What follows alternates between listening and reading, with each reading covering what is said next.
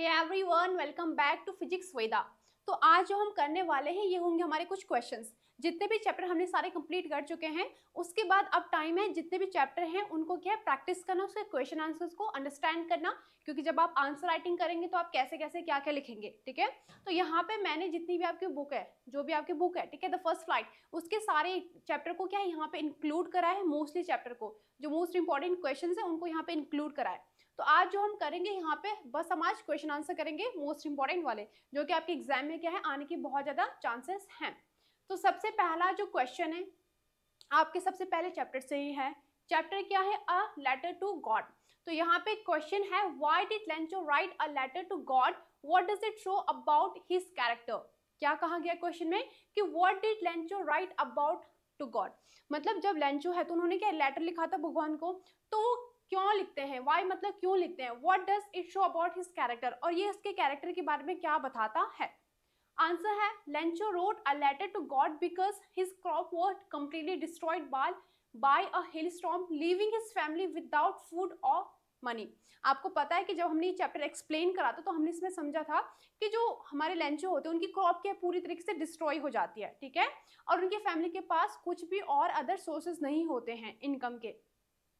He had full faith that God would help him in his time of need, और उनको पूरा विश्वास था। देखो, he had full faith, faith मतलब विश्वास, तो उनको पूरा विश्वास था किस चीज पे कि गॉड क्या वुड हेल्प हिम, कि गॉड उनकी मदद करेंगे।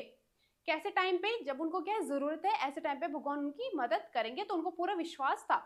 This action shows Lencho's deep religious belief, innocence and unquestioning faith in God. और ये क्या दिखाता है, ये दिखाता है कि जो लेंचो था उसका भगवान पे बहुत ज्यादा अटूट क्या था, बहुत डीप क्या था, फेथ था, विश्वास था, बिलीफ था, ठीक है। और वो क्या था, अनक्वेश्चनिंग फेथ, मतलब ऐसा फेथ जो कि बिल्कुल क्या अटूट था।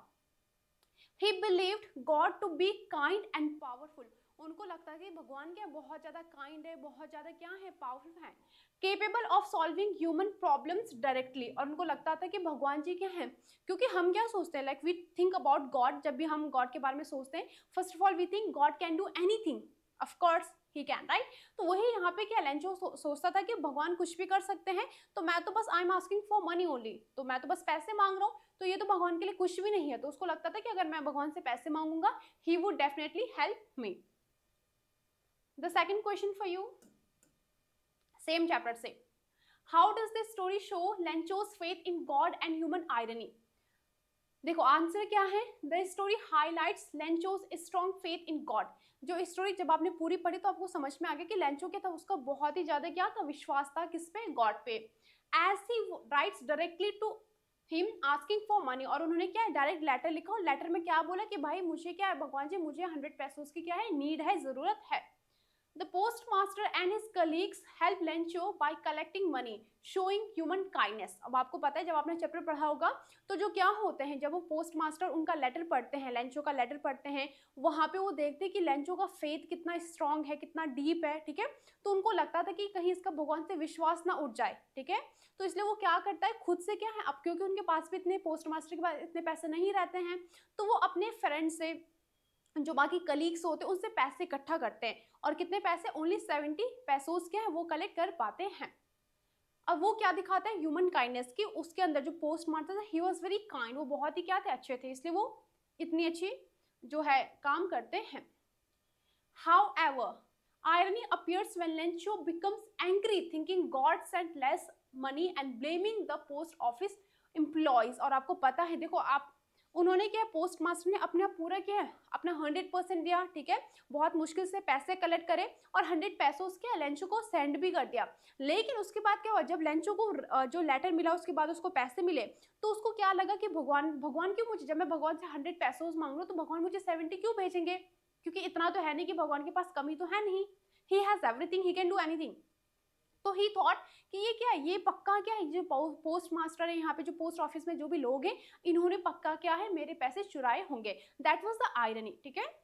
This reflect human greed and lack of understanding while showing that faith without gratitude can lead to misunderstanding.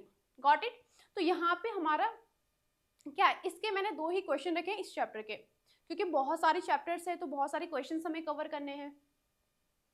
Next question देखते हैं, ये कौन सा चैप्टर से है भाई, आपको पता होना चाहिए। अगर कोई भी क्वेश्चन आ रहा है तो एक बार रीड करने से यू नीड टू नो कि ये कौन सा चैप्टर है, कहाँ से क्वेश्चन अराइज हुआ है।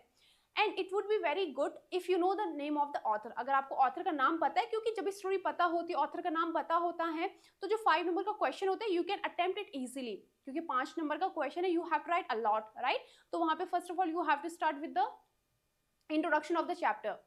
क्वेश्चन पढ़ते हैं, why is 10th May 1994 is an important day in South African history. जो साउथ अफ्रीकन की हिस्ट्री थी वहां पे जो ये डेट है 10th मई 1994, ये क्यों इंपॉर्टेंट है? The answer is 10th May 1994 is important because, क्यों इंपॉर्टेंट है? Nelson Mandela became the first black president of South Africa on this day. इस दिन क्या हुआ था? जो हमारे नेल्सन मंडेला जी थे वो क्या है, फर्स्ट ब्लैक प्रेसिडेंट बने थे, कहाँ के? साउथ अफ्रीका के। तो ये डे इसलिए क्या है, बहुत इंपॉर्टेंट है। ओके, डेट याद रखना है आपको। It mark the end of apartheid and racial discrimination. जब हमने चैप्टर पढ़ा था तो मैंने आपको अपार्थाइड का मतलब भी बताया था, डिस्क्रिमिनेशन का मतलब भी बताया था। डिस्क्रिमिनेशन मतलब भेदभाव, ठीक है। तो यहाँ पे क्या है, it mark the end of apartheid and racial discrimination. उस दिन क्या हुआ था, जितने भी क्या है रूल्स थे जो कि क्या है, पीपल को अलग करते थे, उनको सेपरेट करते थे on the basis of their colour, ठीक है। कि अगर कोई ब्लैक है तो उसके पास वो ये चीज नहीं कर सकता है, मतलब कलर के बेसिस पे क्या था, जो लोगों के अंदर जो लोगों पे डिस्क्रिमिनेशन हो रहे थे, उनके साथ टॉर्चर हो रहे थे, भेदभाव हो रहे थे, तो उस चीज का क्या उस दिन अंत हुआ था, उस दिन क्या एंड हुआ था, जब क्या है Nelson Mandela ji first president बने थे, first black president. You need to remember this. This day symbolize freedom, equality and justice for people of all races. Race का मतलब यहाँ पे क्या है कि अलग अलग स्किन कलर से, ब्लैक भी पीपल थे, व्हाइट भी पीपल थे, तो सब क्या है उस दिन गैदर हुए थे एक प्लेस में। तो यहाँ पे क्या कहा जा रहा है, दिस डे सिंबलाइज्ड, उस दिन क्या है फ्रीडम, इक्वालिटी एंड जस्टिस की क्या हुई थी, जीत हुई थी। The peaceful transfer of power inspired the whole world and proved that courage and forgiveness can defeat hatred. ठीक है, तो ये चीज क्या शो करता है, ये चीज ये बताता है, होल जो पूरी कंट्री है उसको क्या इंस्पायर करता है कि जो करेज एंड फॉरगिवनेस है कैन डिफीट, डिफीट मतलब हराना, वो जो है नफरत को हरा सकता है। Got it? Second question from the same chapter, what does Mandela mean by saying freedom is indivisible. ठीक है, तो जब नेल्सन मंडेला जी अपना स्पीच दे रहे थे तो उन्होंने यहाँ पे एक लाइन भी कही थी, freedom is indivisible. What does it mean? इसका मतलब क्या है? Mandela means that true freedom can not exist if other are oppressed.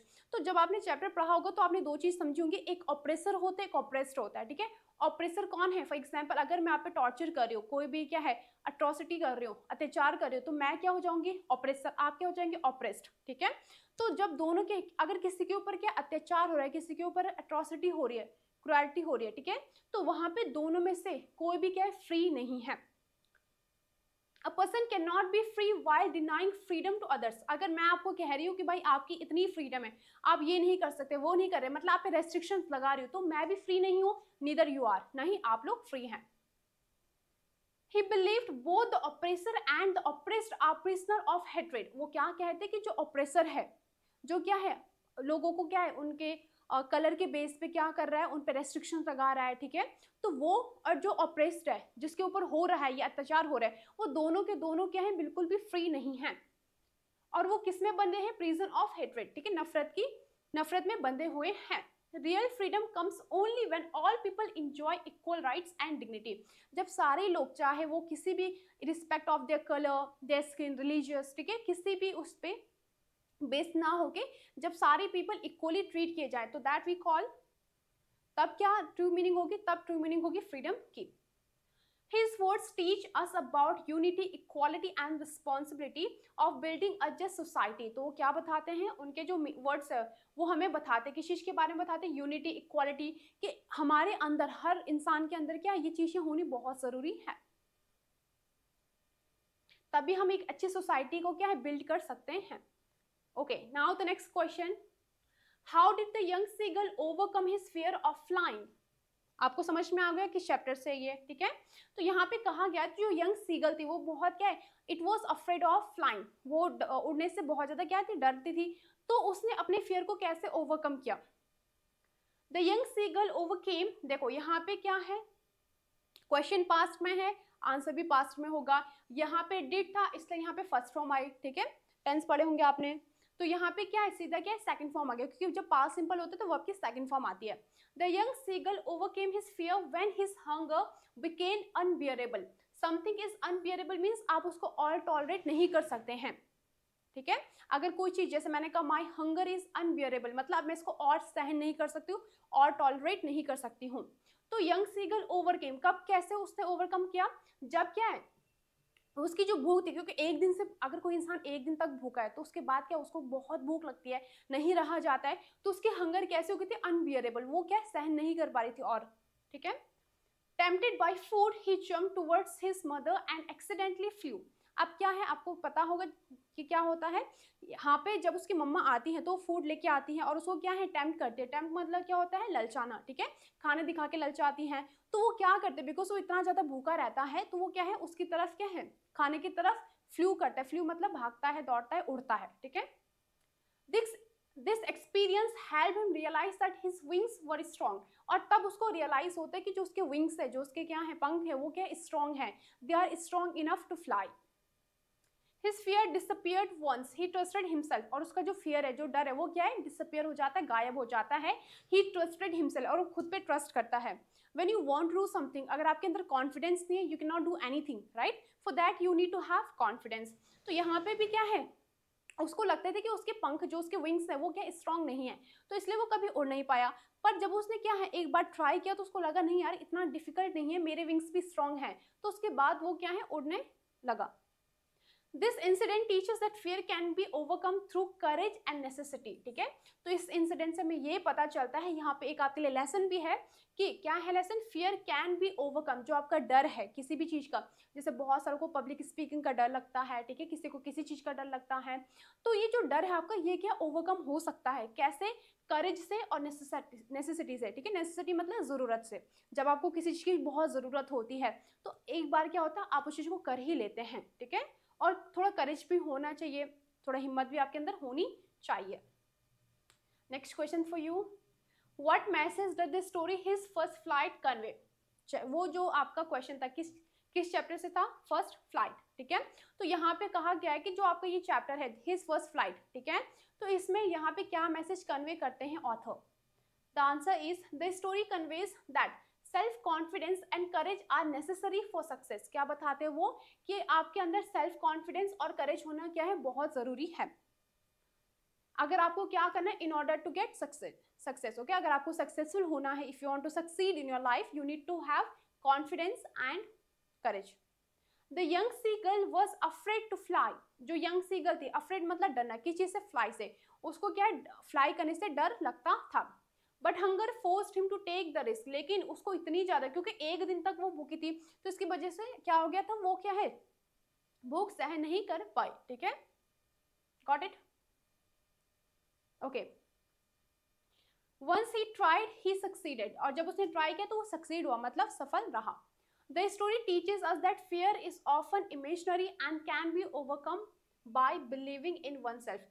क्या कहा गया, जो फियर है वो क्या है, इमेजिनरी होता है। हमें जब किसी चीज का डर लगता है ना, तो हम सोचते हैं अगर मैं ऐसा करूंगी तो क्या पता ये हो जाए, वो हो जाए, तो ये सारी चीजें इमेजिनरी होती हैं। जब हम एक बार ट्राई करते हैं तो हम कर ही लेते हैं वो चीज, ठीक है। बस हमें क्या, खुद पे बिलीव होना चाहिए। Support and encouragement also play a vital role in personal growth. आपने देखा होगा, अगर आप कुछ भी काम करते हैं तो बहुत सारे लोग आपको बहुत ज़्यादा क्या प्रेस करते हैं, बहुत ज़्यादा इंकरेज करते हैं। वहीं पे ऐसे लोग भी होंगे जो आपको डिस्करेज करेंगे, अरे तेरी बस की कहाँ है, तूने कभी किया ही नहीं है, तू नहीं कर सकता, राइट, ऐसा होता है। ये सेम चीज अप्लाई होती है फीमेल के लिए भी, कि अरे तू नहीं कर सकती है, गॉट इट। तो यहाँ पे कुछ पीपल हमें इंकरेज भी करते हैं, फैमिली वाली specially, they always encourage us for doing anything. But कुछ पीपल ऐसे होते हैं, यू कैन सेल रिलेटिव्स या फिर आपके फ्रेंड्स वैसे मोस्टली इंकरेज करते हैं, बट कुछ अगर आपके फ्रेंड्स ट्रू फ्रेंड्स नहीं है तो वो आपको डिस्करेज करेंगे। लेकिन अगर आपको क्या लाइफ में कुछ अच्छा करना है, पर्सनल ग्रोथ के लिए क्या है, इंकरेजमेंट बहुत इंपॉर्टेंट होता है, ठीक है। Got it, okay. Now next question, why did Anne Frank call her diary kitty. आपने जब वो चैप्टर पढ़ा होगा तो उन्होंने अपनी डायरी का नाम क्या है, किटी रखा था। तो वहां पे कहा गया कि क्यों उन्होंने अपनी डायरी का नाम किटी रखा। आपका अगर पेट एनिमल होगा तो आपने उसका नाम कुछ रखा है, तो वैसे उन्होंने क्या है, अपनी जो डायरी थी उसका नाम क्या है, किटी रखा। क्यों रखा भाई, चलो पढ़ते हैं। Anne Frank called her diary Kitty because she wanted a true friend with whom she could share her thoughts and feelings. Anne जो थी, एन फ्रैंक जो थी, उनके पास क्या है, बहुत लविंग पेरेंट्स थे, एक सिस्टर भी थी, ठीक है, जो उनसे 3 साल बड़ी थी, लेकिन उसके पास ऐसा कोई नहीं था जिसको वो क्या है अपनी सारी चीज़ें शेयर कर सके। हमारे साथ भी ऐसा होता ना, जैसे हम ग्रो होते हैं, ठीक है, धीरे धीरे जब हम बड़े होते तो हमें लगता है कि कोई होना चाहिए जिसके साथ हम सारी प्रॉब्लम शेयर कर सके, ठीक है, जैसे जैसे बड़े होते वैसी प्रॉब्लम्स भी बढ़ती जाती हैं। तो हमें लगता नहीं यार, काश मेरे साथ कोई मेरी फ्रेंड होती या फ्रेंड होता है जिससे मैं सारी चीज़ें शेयर कर सकूँ। तो उसके पास कोई था नहीं, इसलिए उसने अपनी डायरी में लिखना शुरू करा। She felt lonely and misunderstood by people around her, और वो क्या बहुत लोनली फील करती थी। अब हम बोलते ना कि यार तुम मुझे समझ नहीं रहे हो, तो उसको भी ऐसा लगता था कि यार मुझे लोग समझ नहीं पा रहे हैं। Writing to her diary help her express her emotion freely, और जब उसने डायरी में लिखना शुरू करा, तो जब हम डायरी में लिखते हैं तो यहाँ पे ऐसा नहीं है कि हमें सोचना पड़ेगा कि ये लिखूँ ना लिखूँ, हम लिखते हैं, ठीक है, जो भी हमारे मन में जितने भी फीलिंग्स आ रही हैं हम सारी चीज़ें एक्सप्रेस करते हैं उसमें, ठीक है, क्योंकि ऐसा तो है नहीं अगर मैं किसी को कुछ बता रही हूँ तो मुझे लगेगा कि यार व्हाट इफ ही जज मी या शी जज मी, ठीक है, वो अगर मुझे जज करेगी तो ऐसा होता है ना। तो हम बहुत सोच समझ के लोगों से कुछ शेयर करते हैं ताकि हम कहीं अपनी पर्सनल चीज़ें ना बता पाएं। लेकिन अगर आप डायरी में लिख रहे हैं तो आपको लगता है कि डायरी थोड़ी मुझे जज करेगी, तो वहाँ पे हम अच्छे से खुल करके ओपनली अपनी फीलिंग्स को शेयर कर पाते हैं। The diary became her closest companion during difficult time, ठीक है, तो जो डिफिकल्ट टाइम्स थे उस टाइम पे, तो वो क्या, जो डायरी वो क्या बन गई थी, उसकी बहुत अच्छी फ्रेंड बन गई थी। कंपेनियन मतलब साथी। How do Anne's diary entries reveal about her personality, जब उन्होंने क्या है रोज, जब से उनको डायरी मिली थी तो तब से वो रोज क्या डायरी में अपना कुछ ना कुछ लिखती थी, ठीक है, उनका डे कैसे गया, ये जो भी फीलिंग्स उनको वहाँ पे शेयर करनी होती थी। तो यहाँ पे बताया गया है कि how do Annie's diary entries reveal about her personality, तो जब वो डायरी है तो उसमें कैसे पता चलता है, उनकी पर्सनालिटी के बारे में क्या पता चलता है उनकी डायरी से। तो आंसर है Anne's diary entry show her as a sensitive, intelligent and thoughtful girl. कैसी थी वो, जो एन है बहुत ही ज्यादा सेंसिटिव थी, इंटेलिजेंट भी थी एंड थॉटफुल गर्ल थी। थॉटफुल मतलब जो बहुत सोच समझ के विचार करता है, कुछ बोलने से पहले भी सोचता है, दैट वी कॉल थॉटफुल, ठीक है। तो she was sensitive, girls mostly sensitive होती ही हैं।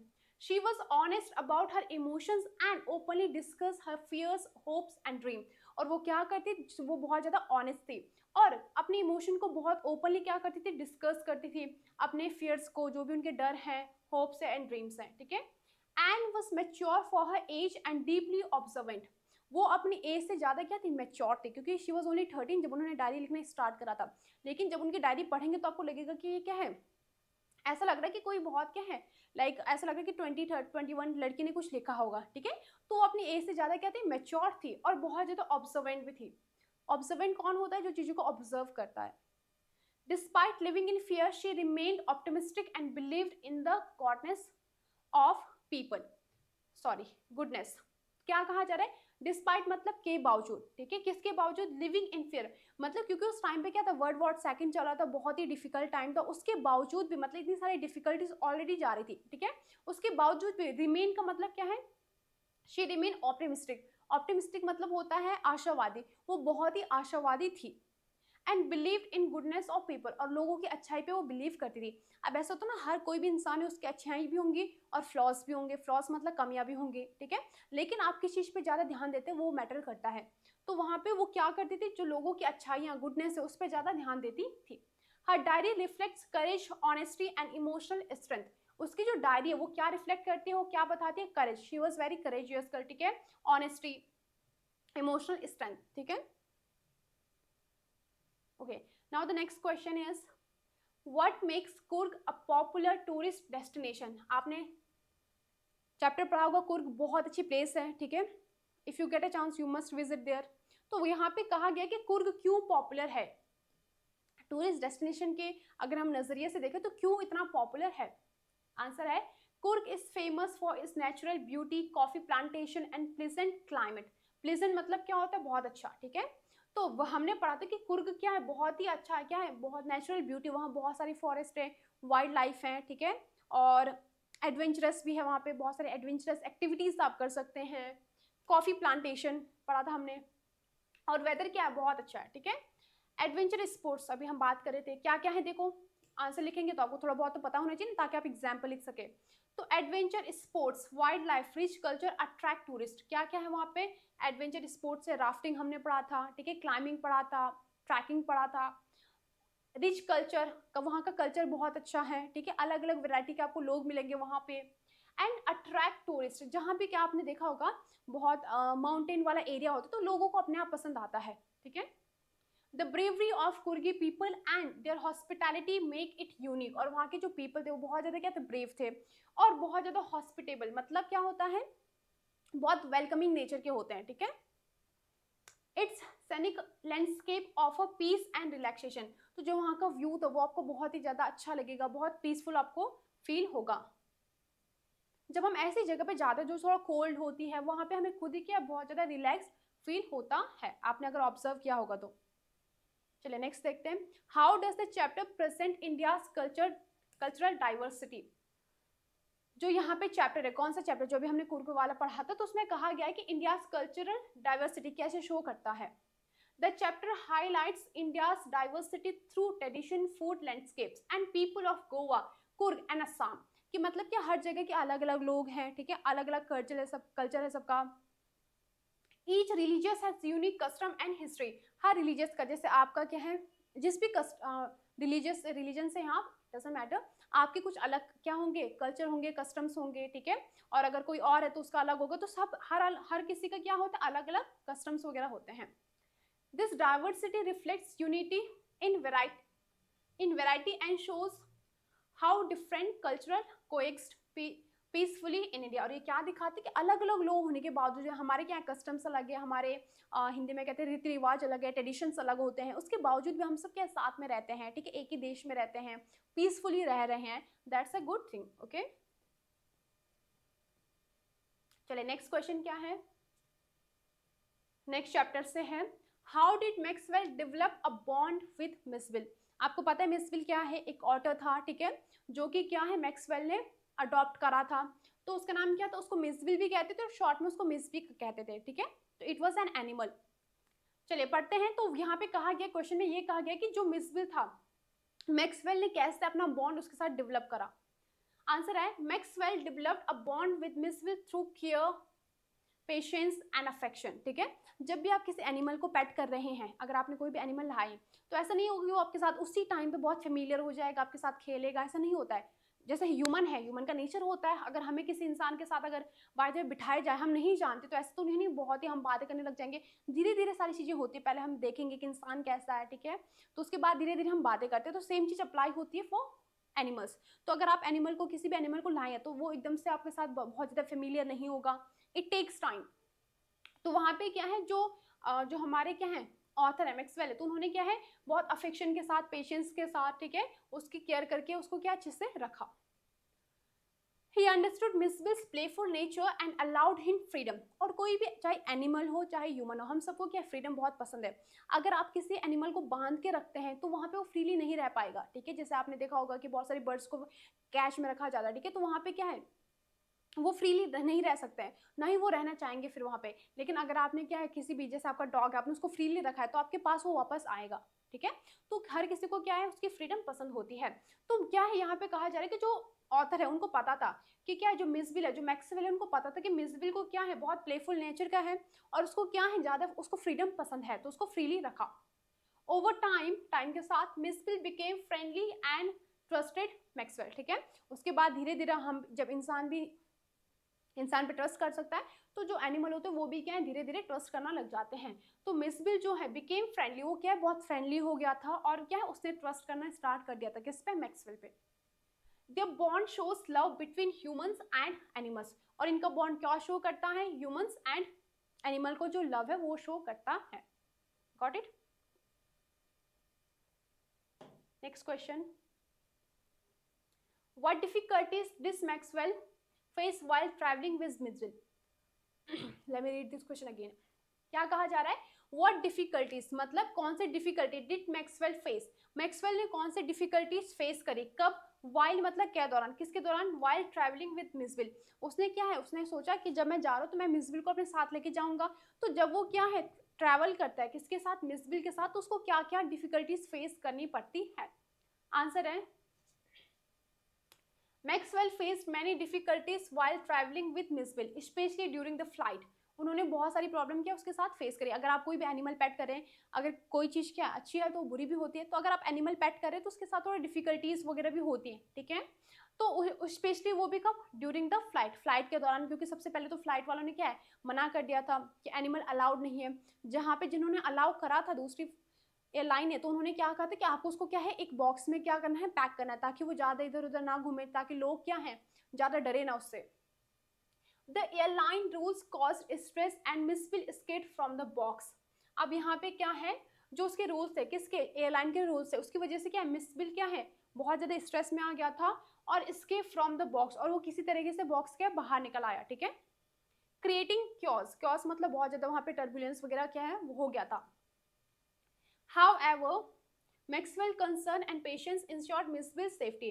लेकिन जो मैक्सवेल के जो कंसर्न थे एंड पेशेंस था, ठीक है, वो वहाँ पे क्या बैठा रहा, उसने देखा कि कहाँ गया मिसविल, आखिरकार मिसविल क्या उनके पास वापस आता है। The story highlights responsibility and compassion, ठीक है। तो यहाँ पे क्या बताया गया कि जो स्टोरी है इसमें क्या है, रिस्पॉन्सिबिलिटी कि अगर आप पेट को, किसी भी एनिमल को पेट कर रहे हैं तो आपकी कोई रिस्पॉन्सिबिलिटी भी होती है जो कि आपको क्या है फुलफिल करनी चाहिए। ऐसा नहीं कि आपने एनिमल पाले उसके बाद उसकी देख रेख नहीं हो रही है, ठीक है, not like that. Why was, अब यहाँ पे नेक्स्ट चैप्टर से नेक्स्ट क्वेश्चन आ गया। Why was Wali fascinated by bus ride. जो आपने मैडम राइड्स द बस वाला चैप्टर पढ़ा होगा तो उसमें क्या है, यहाँ पे जो वली रहती है बहुत ही ज्यादा क्या होती है, एक्साइटेड होती है, उसको अपनी लाइफ में एक बार क्या है बस राइड करना था। तो वो क्यों इतना ज्यादा फैसिनेट थी, क्यों इतना ज्यादा अट्रैक्टेड थे उस चीज से। Wally was fascinated by bus rides because she was curious about the outside world. अब आप भी अगर एक ही जगह पे रहते तो आपको लगता है ना कि यार बाहर कैसा होगा, ठीक है। तो इसीलिए वो भी क्या थी, because she was only 8 year old girl, तो वो भी बहुत ज़्यादा क्यूरियस थी कि बाहर की लाइफ क्या है कैसा है, ठीक है। तो इसकी वजह से बहुत ज़्यादा फैसिनेटेड थी कि एक बार मैं बस ट्रैवल करूँ और मैं देखूँ कि कहाँ पे क्या चीज़ें हैं, ठीक है, कैसा बाहर का वर्ल्ड है। The bus represent freedom and adventure. और ये बस क्या रिप्रेजेंट करती है, फ्रीडम, कि अगर आप क्या है कहीं दूर जा रहे हैं तो आपकी फ्रीडम है, और क्या है भाई, एडवेंचर। एडवेंचर तो ऑफकोर्स हो गई क्योंकि अकेले जा रही थी। Her determination and planning help her fulfil her dream. और जो उसका डिटर्मिनेशन था कि नहीं भाई मैं तो बस में जाऊंगी तो जाऊंगी, और वो करती भी है ये, ठीक है। और उसकी प्लानिंग जो थी कि भाई यहाँ पे सबसे पहले क्या है 30 पैसे मुझे यहाँ पे लगेंगे, फिर वहाँ से मुझे वापस आने तो यहाँ पे 30 + 30 60 पैसे मुझे पूरे टोटल फेयर लगेगा। उसके बाद क्या है टाइमिंग, किस टाइम पे मैं जाऊँगी ताकि मम्मी मुझे पकड़े ना, ठीक है। सारी चीज़ें उसने अच्छे से प्लान करा था, उसका डिटर्मिनेशन था, उसकी वजह से वो अपने ड्रीम को क्या फुलफिल कर पाती है। This shows her intelligence and independence. और ये क्या शो करता है कि वो कितनी ज़्यादा इंटेलिजेंट थी, ठीक है। Okay, next question, how does Valli's journey reflect her maturity. उसकी जो जर्नी है वो कैसे उसकी मेच्योरिटी को दिखाता है, क्योंकि वो काफ़ी छोटी लड़की थी। चलिए क्वेश्चन आंसर देखते हैं। Valli's journey shows her courage, confidence and independence. जो यहाँ पे चैप्टर जिससे आपको क्या पता चलेगा कि जो वली थी उसकी जर्नी कैसी थी, बहुत अच्छी थी, और उसमें क्या उसको बहुत ज़्यादा क्या है, she was very, she has courage, उसके अंदर क्या था, करेज था, कॉन्फिडेंस था और इंडिपेंडेंस, ठीक है। She plan carefully, manage money and handle situation alone, ठीक है। क्या है, सबसे पहले तो उसने अच्छे से देखा कि मुझे पैसे सेव करने, क्योंकि उसको इतनी ज़्यादा पॉकेट मनी मिलती नहीं थी, तो उसने बहुत ही क्या है जो चीज़ें थी, जो भी टेम्पटेशन थे उसको क्या है कंट्रोल करा, उसको अवॉइड करा। उसको टॉयज खरीदने थे, ठीक है, फेयर में गई थी, वो मेले में गई थी, लेकिन वहाँ पे उसने ज़्यादा पैसे खर्च नहीं करे, तो वो अपने पैसों को अच्छे से उन्हें सेव करा। फिर टाइमिंग का देखा कि टाइमिंग किस टाइम पे मैं जाऊँगी, सारी चीज़ें क्या दिखाता है उसकी मेच्योरिटी, ठीक है। However, the death of cow made her understand life's harsh reality. लेकिन जब वो रिटर्न होती है, जब वो बस से वापस आती तो वहाँ पे एक काऊ की डेथ हो जाती है, राइट। तो वो क्या दिखाते, तब उसको पता चलता है कि लाइफ की हार्श रियलिटी क्या है। मतलब हमें ना कभी पता नहीं होता कि हमारी लाइफ में नेक्स्ट टर्न क्या आ सकता है। कोई भी हमारा ऐसा मोमेंट हो सकता है जो हमारा टर्निंग पॉइंट हो सकता है, जिससे हमारी पूरी लाइफ चेंज हो सकती है, ठीक है। तो life is all about happy and ups and downs. कभी भी आप बहुत ज़्यादा एक्साइटेड हो जाते हैं, लेकिन उसके बाद तुरंत क्या होता है, ऐसा मोमेंट आता है जब आपको लगता है कि यार लाइफ में कुछ रहा ही नहीं अब, ठीक है। तो ये लाइफ के पार्ट्स हैं। तो तब उसको क्या पता चलता है कि हार्श रियलिटी क्या है लाइफ की। The journey transformed her from a curious child into a more mature individual. और जो इसकी लाइफ है, जो उसकी जर्नी थी, वो ट्रांसफॉर्म करते हो उसको कैसे, फ्रॉम अ क्यूरियस, पहले वो बहुत ज़्यादा क्यूरियस थी कि मुझे देखना है कि बाहर का वर्ल्ड कैसा है, कैसे लोग ट्रैवल करते हैं, क्या क्या चीज़ें हैं। उसके बाद जब वो उसने ये सारी चीज़ें देखी, कौन सा, जब गाय की डेथ देखी, तो वो क्या है, बहुत ज़्यादा मेच्योर बन गई। तो इस इंसिडेंट की वजह से वो क्या हो जाता, जो मेच्योरिटी थी उसकी बढ़ गई थी। Next question, what does the poem for Anne Gregory suggest about human nature and the people love, the way people love? जो आपने पढ़ा होगा ये पोम क्या था भाई, फॉर एन ग्रेगरी। तो यहाँ पे जो बताया गया है कि प्यार क्या होता है, असल में प्यार होता क्या है, हम जो नॉर्मली पीपल होते हैं वो कैसे चीज़ों से अट्रैक्ट होते हैं, ये अट्रैक्शन होता है या प्यार होता है।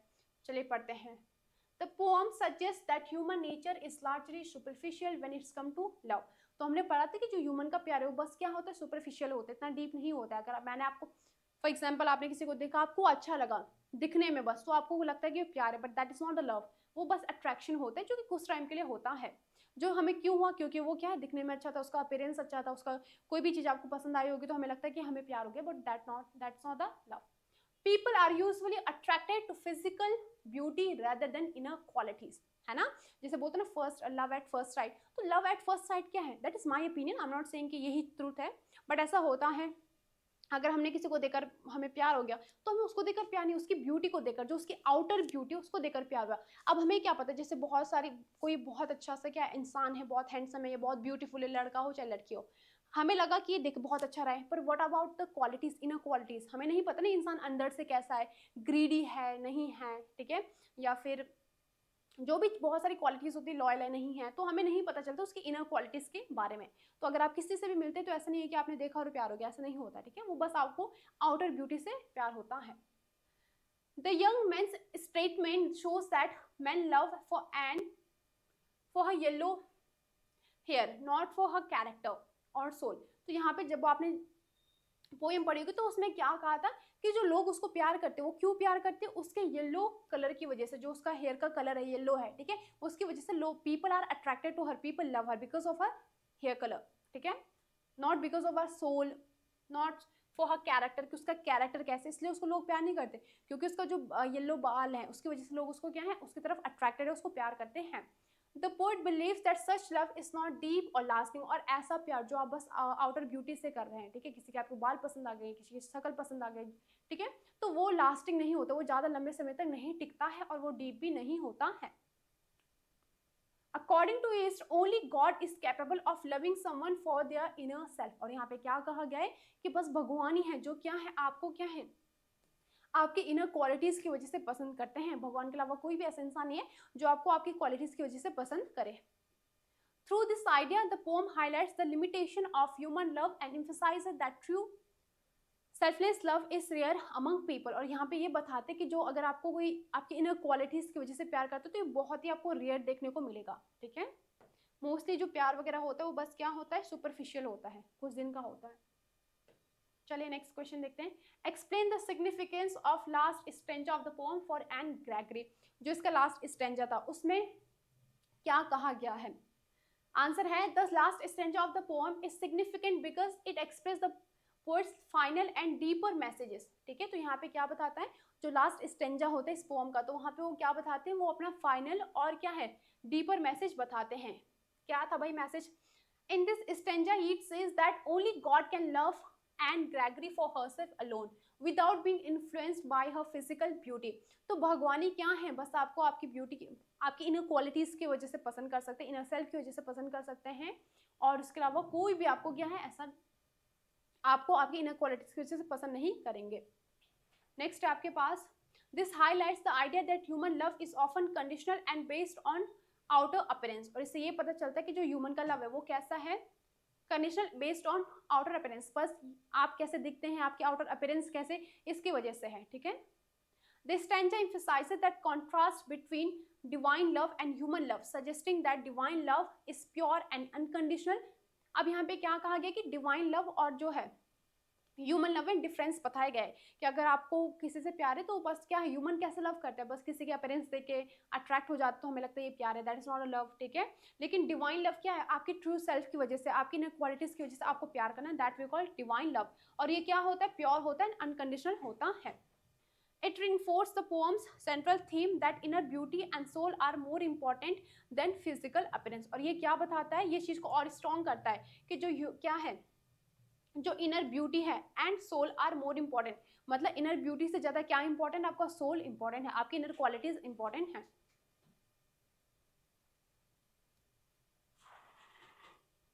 चलिए नेक्स्ट क्वेश्चन है, how does the poet use nature to change his mood in the poem dust of snow. जो आपने डस्ट ऑफ स्नो ये पोएम पढ़ी है, तो इसमें क्या, जो आपके पोएट है वो कैसे बताते हैं उनका जो मूड है कैसे शिफ्ट होता है जब क्या है स्नो उनके उन पे गिरती है, जब वो चल रहे होते तो स्नो उन पे गिरती है तो उनका मूड क्या सडन चेंज हो जाता है, तो उस चेंज को आपको बताना है, वो क्या बताता है। चलिए पढ़ते हैं इसको। इन the poem dust of snow Robert Frost shows how a small movement in nature can bring a positive change in a persons mood. वो ये बताते कि कैसे क्या है जो छोटी छोटी चीजें होती है, स्मॉल क्या है, स्मॉल मोमेंट्स, मतलब जो छोटी छोटी चीजें हमारे लाइफ में होती है वो कैसा हमारा मूड क्या चेंज कर सकती हैं। The poet was feeling sad and depressed when suddenly a crows shook snowflakes from a hemlock tree on to him. क्या कहा गया है, जब वो चल रहे होते हैं तो वो बहुत ज्यादा क्या डीप, वो बहुत ज्यादा सैड और डिप्रेस फील कर रहे होते हैं, ठीक है। उसके बाद क्या आता है, एक क्रॉ आता है, ठीक है। वो क्या करता है, जो स्नो की जो ट्री होता है उसमें बैठता है, उसकी वजह से क्या है जो वहां पे मूवमेंट होता है ट्री में, तो उसकी वजह से जो क्या है स्नो होती है, जो बर्फ होती है उन पे गिरती है। और वो ट्री क्या था, हेमलॉक ट्री था, जो कि पॉइजनस होता है। Though the crow and the hemlock tree are generally considered symbol of negativity, अभी हमने कहा ना कि जो हेमलॉक ट्री है वो कैसा होता है, पॉइजनस होता है, और जो कौवा है उसको भी हम क्या नेगेटिव कंसिडर करते हैं कि भाई अगर कौवा दिख गया तो अच्छा नहीं है, अपशगुन होता है। तो यहाँ पे कहा गया कि इन दोनों को एक नेगेटिव सिंबल के उसमें ट्रीट किया जाता है, कंसिडर किया जाता है कि अगर ये दिख गई तो अच्छी चीज नहीं है, ठीक है।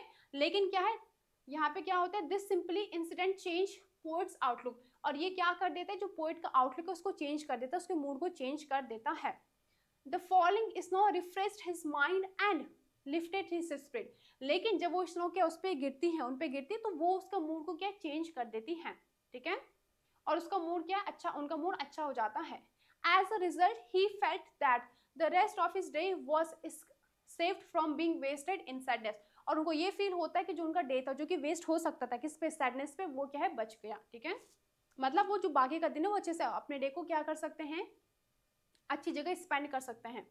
Through this poem the poet highlights the healing power of nature and how even small natural events can bring Joy and hope in life. तो यहाँ पे हमें ये बताते हैं कि जो धीरे धीरे जो छोटी छोटी चीजें होती है लाइफ में, जो भी बहुत सारे इंसिडेंट होते हैं वो हमारी लाइफ को क्या चेंज कर सकते हैं, वो भी कैसे, एक पॉजिटिव और जॉयफुल में, ठीक है। तो वो डिपेंड करता है कि आप कौन से एस्पेक्ट से देख रहे हैं। चलिए नेक्स्ट क्वेश्चन देखते हैं। Discuss how fire and ice reflect the destructive power of human emotions। तो यहाँ पे आपको बताना है, क्या बताना है कि जो फायर एंड आइस है वो कैसे रिफ्लेक्ट करता है डिस्ट्रक्टिव पावर, कि वो चीजें क्या है कैसे डिस्ट्रक्ट कर सकती है, कैसे डिस्ट्रॉय कर सकती हैं किसको, ह्यूमन के इमोशंस को। चलिए, the poem fire and ice reflect the destructive power of human emotions, मतलब जो यहाँ पे क्वेश्चन है आपका क्या बताना है आपको कि डिस्कस करना है फायर एंड आइस। अब यहाँ पे हमने पढ़ा था कि फायर का मतलब क्या था, जो भी हमारे अंदर क्या ग्रीड वगैरह है, ठीक है। आइस का मतलब क्या है, जो कोल्डनेस हमारे अंदर है, तो वो कैसे क्या है पूरा ह्यूमन इमोशंस को डिस्ट्रॉय कर सकते हैं, उसकी वजह से क्या वर्ड एंड हो सकता है, तो आपको ये डिस्कस करना है। तो कहा गया the poem fire and ice reflect that destructive power of human emotion through symbol of fire and ice. अब यहाँ पे फायर का मतलब क्या था भाई, fire represent intense emotion, fire क्या रिप्रेजेंट करता है, इंटेंस इमोशन को रिप्रेजेंट करता है, ठीक है। जैसे कि क्या है डिजायर, ग्रीड, एंगर, ठीक है। तो ये सारी चीजें क्या है बताता है कौन, फायर। फायर का मतलब क्या है यहाँ पे डिजायर, इंसान के डिजायर होना अच्छी बात है, लेकिन डिजायर जब बहुत ज्यादा बढ़ जाती है, जो एक बर्निंग डिजायर है कि नहीं मुझे ये चाहिए तो चाहिए, ठीक है। इंसान के अंदर जो ग्रीड होता है, ठीक है, एंड एंगर बहुत बेकार चीज, ठीक है। तो which can lead to violence and destruction, ठीक है। अब इसकी वजह से अगर आप किसी के अंदर बहुत ज्यादा एंगर है, किसी के अंदर बहुत ज्यादा ग्रीड है, इसकी वजह से क्या हो सकता है, डिस्ट्रक्शन हो सकता है। Got it. Ice represent cold emotion like hatred and indifference which can slowly destroy relationships and humanity। और क्या कहते हैं कि जो आइस है, ठीक है, जो बर्फ है, उससे क्या बताते हैं, जो कैसे ऐसे इमोशंस जो क्या होते हैं बहुत ज्यादा हेट्रेड वाले, इंडिफरेंस वाले, जहाँ पे हम किसी से बहुत ज्यादा हेट करते हैं, तो वो भी धीरे धीरे क्या कर सकते हैं, इमोशंस जो भी इंसान के इमोशंस है उसको क्या है ऐसे इमोशंस क्या है, वर्ल्ड को डिस्ट्रॉय कर सकते हैं। ह्यूमैनिटी हो गया, रिलेशनशिप हो गया, इस चीज को डिस्ट्रॉय कर सकते हैं। Robert Frost suggest that both emotion are equally dangerous and capable of ending the world. और उनको लगता है कि अगर कोई ये दोनों इमोशन, चाहे वो हम ग्रीड की बात करें, डिजायर की बात करें, चाहे हेट्रेड की बात करें, ये दोनों ही इमोशन क्या है, इंसान को क्या कर सकता है, इंसान पूरे वर्ल्ड को एंड कर सकता है। Through this poem, the poet wants people to control their emotion and live with balance and understanding. तो यहाँ से पोएट ये बताते हैं कि क्या है, हमें अपने इमोशंस को कंट्रोल में रखना चाहिए।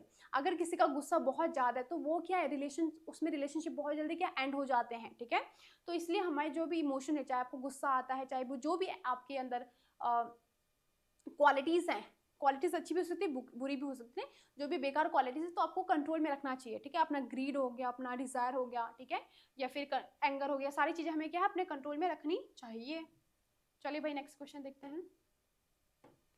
ओके, नेक्स्ट है, हाउ डिड बुद्धा हेल्प किसा Gautami understand the truth of life and death. तो यहाँ पे कहा गया कि जो बुद्धा होते हैं वो कैसे किस्सा गौतमी को बताते हैं कि लाइफ और डेथ की रियलिटी क्या है, ठीक है, कि कैसे उनको समझाते हैं, ट्रूथ क्या है, सच्चाई क्या है लाइफ और डेथ की।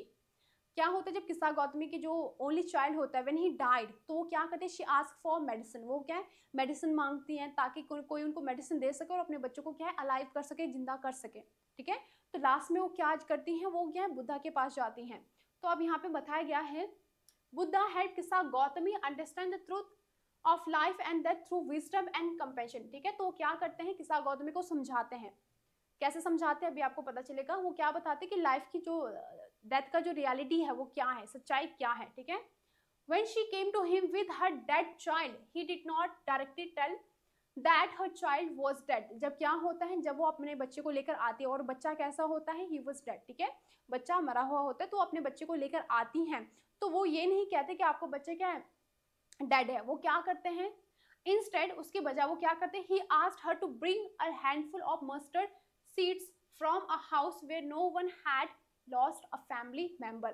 तो वो क्या करते हैं, जो बुद्धा होते हैं वो क्या करते हैं, वो किस्सा गौतमी को बोलते हैं आपको क्या करना है, you have to go every house, आपको हर घर में जाना है, एंड आस्क फॉर, क्या मांगना है आपको, मस्टर्ड सीड्स मांगनी है, ठीक है, जो मस्टर्ड होता है, ठीक है, उसके सीड्स मांगनी है। लेकिन यहाँ पे क्या था, यहाँ पे the main important thing was कि ऐसे घर में जाना जहाँ पे किसी की भी डेथ ना हुई हो, ना ही ग्रैंड पेरेंट्स की, ना ही बच्चे की, ना ही मॉम की, ना ही डैड की, तो ऐसे घर में आपको जाना है। Got it. तो यहाँ पे वो ये बताते हैं, फिर वो जब जाती हैं तो उनको फाइनली रियलाइज होता है कि ऐसा कोई घर ही नहीं है जिसमें क्या किसी की डेथ ना हुई हो, ठीक है। ये तो बहुत ऑफ कोर्स मतलब बहुत सिंपल बात है कि हर घर में किसी न किसी की तो डेथ होती है, ठीक है, एक टाइम के बाद हर किसी को दुनिया छोड़ के जाना होता है। तो उनको समझ में आता है कि क्या है डेथ की सच्चाई क्या है, ठीक है, लाइफ की सच्चाई क्या है। Describe Buddha's view on death and suffering as presented in the sermon at Banaras. तो यहाँ पे क्या कहा गया है कि आपको क्या है उनके व्यूज, उनके ओपिनियंस बताने हैं, किस पे, डेथ एंड सफरिंग पे। चलिए पढ़ते हैं इसको। In the sermon at Banaras, Buddha presents death and suffering as a natural and unavoidable aspects of life। वो कहते हैं जो डेथ है वो क्या है, एक नेचुरल क्या है एस्पेक्ट है। नेचुरल मतलब ये क्या है, होना ही है। अनअवॉइडेबल मतलब जिस चीज को हम अवॉइड नहीं कर सकते हैं, जो चीज क्या है इनएविटेबल है, जो फिक्स्ड है। अगर इंसान का जन्म हुआ है तो उसकी मृत्यु भी होगी, if he is born he has to be die, ठीक है। तो वहां पे वो कहते हैं कि ये अनअवॉइडेबल है, मतलब ऐसी चीज है जो हम अवॉइड नहीं कर सकते हैं। According to him all living beings are mortal and no one can escape death. उनको लगता है कि सारे क्या हैं, लिविंग बींग मॉर्टल हैं और कोई भी डेथ से भाग नहीं सकता है, बच नहीं सकता है। Okay. Buddha believe that attachment and desire are the root cause of suffering. वो कहते हैं कि अटैचमेंट, हम किसी से बहुत ज़्यादा अटैच हो जाते हैं, बहुत ज़्यादा डिजायर हमारी होती है कि मुझे किसी से बहुत ज़्यादा एक्सपेक्टेशन होना, ठीक है, तो ये सारी इसकी वजह से ये रूट कॉज होती है, इसकी वजह से क्या है इंसान को सफरिंग होता है, ठीक है। आपकी डिजायर है, आपको वो चीज़ नहीं मिली तो हमें क्या गुस्सा आता है, ठीक है, इसकी वजह से हमें सफ़र करना पड़ता है। When people become emotionally attached to others, loss causes deep pain. जब हम किसी से बहुत ज़्यादा इमोशनली अटैच हो जाते हैं, किसी इंसान से हो गया चाहे किसी भी चीज़ से हो गया, ठीक है, कि हमें वो हमेशा अपने पास चाहिए, तो उसकी वजह से क्या होता है, क्या कॉज होता है, एक डीप पेन, हमें बहुत ज़्यादा दर्द भी होता है जब वो इंसान दूर चला जाता है, ठीक है, ये कोई चीज़ होती है वो। He compared human life to earthen pots which are bound to break sooner or later। sooner or later मतलब क्या होता है, सूनर और लेटर मतलब एक ना एक दिन। तो वो क्या कहते हैं, वो कंपेयर करते हैं किस चीज को, ह्यूमन की लाइफ है, ह्यूमन की लाइफ को किससे कंपेयर करते हैं, अर्थन पॉट से, जो कि क्या है एक ना एक दिन, बॉर्न टू ब्रेक मतलब एक ना एक दिन टूटना ही है। तो वैसे इंसान का अगर जन्म हुआ है तो एक ना एक दिन उसको क्या है, मरना ही है। चलिए नेक्स्ट देखते हैं, what message does the story Mijbil the otter convey. ये जो स्टोरी आपने पढ़ी थी मिसफिल द ऑथर, इसमें आपको क्या मैसेज मिलता है। Okay, the story conveys the message that animals are intelligent emotional beings and who deserve love and care. यहाँ पे हमें ये पता चलता है कि जो एनिमल्स है उनको भी क्या है, केयर लव की क्या है जरूरत होती है। They also deserve love and care. ठीक है, जैसे हम लोग हैं, हमें क्या होता है, जैसे हमें चाहिए कि हमें हमारे पेरेंट्स प्यार करें, हमारी केयर करें, तो वैसे वो भी चाहते हैं। एनिमल्स के अंदर भी क्या है, इमोशंस होते हैं। It highlights the importance of kindness, companionship and understanding between human and animals. ठीक है, तो यहाँ पे वो क्या हाईलाइट करते हैं कि इंपॉर्टेंस ऑफ, कि काइंडनेस का, कंपेनियनशिप का और अंडरस्टैंडिंग की कितनी जरूरत है, किसके बीच में, ह्यूमन एंड एनिमल के बीच में। ठीक है, अगर आपके पास कोई भी एनिमल है तो you need to be kind with that animal. Okay, Through Maxwell's relationship with Miss Will, the author shows that animals can form deep emotional bond with humans. और इस चैप्टर से हमें ये पता चलता है कि जो एनिमल्स होते हैं वो ह्यूमन के साथ बहुत डीप क्या है, एक बॉन्ड क्रिएट कर सकते हैं, बना सकते हैं, बिल्ड कर सकते हैं। ठीक है, आपने देखा अगर आपके पास कोई भी पेट एनिमल है तो आपको ना कुछ टाइम पर बहुत ज़्यादा अटैचमेंट होता है, और वो भी अगर आपके पास डॉग है, स्पेशली डॉग्स बहुत सारे लोग पालते हैं, तो आपने देखा होगा जब आप कहीं से आते हैं काफ़ी दिनों बाद, तो आपका डॉग आपके पास कैसे आता है, अपनी टेल को वेक करते हुए, पूंछ को ऐसे वेक करते हुए, हिलाते हुए। ठीक है, वो क्या दिखाता है कि उसको कितनी क्या है, खुशी हो रही है, हैप्पीनेस एक्सप्रेस करता है, तो इमोशंस को एक्सप्रेस करता है। तो डॉग्स वगैरह जितने भी एनिमल्स हैं वो भी क्या है, उनके अंदर भी फीलिंग्स होती हैं। This story also teaches respect for wildlife and emphasizes that animals should be treated with companionship। ठीक है, तो यहाँ पे क्या बोलते हैं, कंपैशन। तो यहाँ पे ये कहा गया है कि दिस स्टोरी टीचर्स, ये स्टोरी हमें क्या बताती है कि हमें क्या रिस्पेक्ट करनी चाहिए किस चीज़ की, वाइल्ड लाइफ की। मतलब अगर कोई एनिमल है तो ऐसे नहीं कि एनिमल है तो कुछ बोलेगा नहीं तो आप उसको मार रहे हैं, ऐसे you need to be kind with that animal. ठीक है, उसको बहुत अच्छी तरीके से आपको ट्रीट करना चाहिए। ओके, नेक्स्ट क्वेश्चन है, describe the incident of miss will escape during air journey and its significance. जब क्या है, मिस विल क्या है, जब प्लेन में होता है, ठीक है, फ्लाइट के दौरान जब वो भाग जाता है तो वो आपको क्या है, उसके बारे में बताना है। During the flight to England Mijbil was kept in a box as per airline rules. आपने पढ़ा होगा कि क्या है, एक जगह से तो क्या है, मिस बिल को क्या एनिमल्स वहाँ पे अलाउड नहीं थे, तो वो जो दूसरी एयरलाइन में जब वो कांटेक्ट करते तो उन्होंने कहा था कि आपको क्या करना है, मिस बिल को एक क्या है बॉक्स में कैप करके रखना है, कि वहाँ पे उसको बंद करके रखना है। तो अब यहाँ पे क्या, the confined space made him uncomfortable and he managed to escape from the box. किसी भी एनिमल को, किसी भी इंसान को अगर आप एक छोटी सी चीज में रखेंगे, बॉक्स में रखेंगे, तो वहाँ पे क्या बहुत ज़्यादा सफोकेशन होता है, अनकंफर्टेबल होता है, आप भी नहीं रह पाएंगे, ना ही एनिमल रह पाएगा। तो वैसे मिस बिल को बहुत ज़्यादा अनकंफर्टेबल हो रहा था। ठीक है, और वो क्या करता है, इसलिए वो वहाँ से उस बॉक्स से भागने की कोशिश करता है और भाग जाता है। His escape cause panic among the passenger. अब जब लोग देखते हैं कि क्या है, एक फ्लाइट में क्या है एनिमल आ गया, तो सब लोग बहुत ज़्यादा पैनिक हो जाते हैं। Maxwell were extremely worried about miss will safety. और क्या है, क्योंकि कोई भी क्या है ओनर होगा तो वो अपने पेट के लिए एक वरीड होगा, अगर वो नहीं मिला तो। वैसे ही जो है मैक्सवेल क्या हो जाता है, एक्सट्रीमली वरीड, बहुत ज़्यादा वरीड हो जाता है, बहुत ज़्यादा चिंतित हो जाता है। कब, जब मिस विल क्या है, गायब होता है। After a long search miss will was found exhausted but unharmed. क्या कहा गया, उसके बाद जब उसको मिलता है तो वो क्या है, बहुत ज़्यादा थका हुआ, क्योंकि भाग भाग के वो थक जाता है और उसको कोई भी हार्म नहीं होता है। This incident highlights the difficulties of traveling with wild animals and shows Maxwell's deep concern and responsibility towards his pet। और ये क्या दिखाता है कि जब भी आप किसी भी एनिमल के साथ अगर ट्रैवल करें तो आपको कितनी प्रॉब्लम हो सकती है, कितनी प्रॉब्लम आपको क्या है फेस करनी पड़ सकती है। Next question, okay, this is going to be the last question. Okay, चलिए, क्या कहा गया है, what does Rajveer show his curiosity and intelligence in the story. जो हमने पढ़ा था चैप्टर टी फ्रॉम आसाम, तो वहाँ पे क्या है, जो राजवीर की क्यूरियोसिटी है कि टी को कैसे प्लांट किया जाता है, कैसे क्या क्या किया जाता है, तो वहाँ पे आपको क्या बताना है, कैसे वो शो होता है, ठीक है, बताता है। तो Rajveer shows his curiosity and intelligence throughout the story by his keen interest in tea and production, ठीक है। तो यहाँ पे क्या है, जब वो देखता है कि टी को कैसे प्रोड्यूस किया जाता है, ठीक है, तो वो बहुत ज़्यादा इंटरेस्टेड होता है किस चीज़ में, टी में और इसके प्रोडक्शन में। During the train journey to Assam he eagerly looks outside and asks questions about the tea gardens। जब वो देखता है कि ट्रेन में जो वो जा रहा होता है, ठीक है, जब वो जर्नी करते हैं तो वहाँ से वो देखते हैं कि कितना ब्यूटीफुल क्या है व्यू है, ठीक है, सारी जगह क्या ग्रीन ही ग्रीन है, तो बहुत ज़्यादा क्या हो जाता है, फैसिनेटेड हो जाता है। और वो क्वेश्चन भी पूछता है किसके बारे में, टी गार्डन्स के बारे में। He shares detailed information about how tea is grown, processed and distributed across the world, which surprises Pranjal who belong to Assam but knows much less about tea। तो यहाँ पे क्या है, आपको पता है कि जो प्रांजोल होते हैं, ठीक है, वो असम के ही रहने वाले होते हैं, लेकिन उनको इतनी नॉलेज नहीं होती है टी के बारे में, लेकिन क्या है, राजवीर को नॉलेज होती है। तो वो क्या है, वो बताता है कि टी को कैसे प्रोसेस किया जाता है, उसको कैसे डिस्ट्रीब्यूट किया जाता है, ठीक है, और वो स्टोरी भी बताता है कि क्या है, जो टी का प्रोडक्शन हुआ था वो कैसे स्टार्ट हुआ था, ये सारी चीज़ें बताता है। तो यहाँ पे क्या, जो प्रांजल जो कि असम का था, उसको इतनी नॉलेज नहीं थी टी के बारे में, लेकिन राजवीर को थी। तो यहाँ पे हमारा जो है क्वेश्चन आंसर खत्म होते हैं। अब बाकी जो भी रिमेनिंग क्वेश्चन है वो नेक्स्ट चैप्टर में हम करेंगे। Then that is all for today.